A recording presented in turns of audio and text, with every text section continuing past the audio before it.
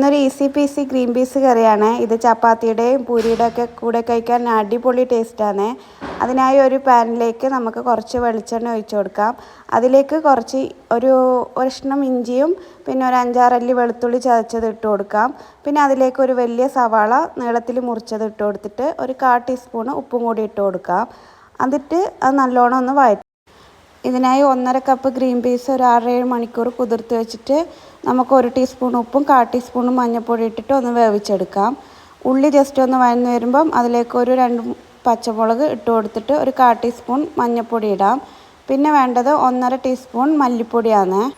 1/2 teaspoon കുരുമുളക് പൊടിയും 1.5 teaspoon garam മസാലയും ഇട്ട് കൊടുത്തിട്ട് നല്ലോണം ഒന്ന് വഴറ്റാം. പൊടിയുടെ പച്ചമണമൊക്കെ മാറിക്കിട്ടണം. അതുകൊണ്ട് ചെറുതീയിൽ ഒന്ന് വഴറ്റി കൊടുക്കാം.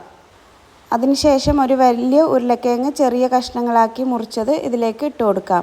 അത് എല്ലാം കൂടി ഒന്ന് മിക്സ് ചെയ്യാം. പിന്നെ നമുക്ക് ഈ ഉരുളക്കിഴങ്ങ് വേവാൻ വേണ്ടിയിട്ട് ഒരു 1/2 ഗ്ലാസ് വെള്ളം കൂടി ഒഴിക്കുന്നുണ്ട്. അത് ഞാൻ ഗ്രീൻ പീസ് വെന്ത വെള്ളമാണ് ഒഴിച്ചു കൊടുക്കുന്നത്.